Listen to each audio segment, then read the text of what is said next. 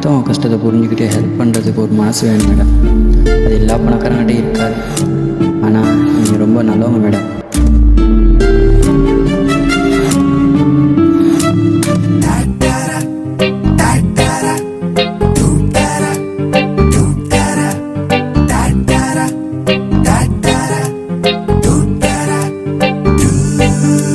Madam taxi, madam taxi.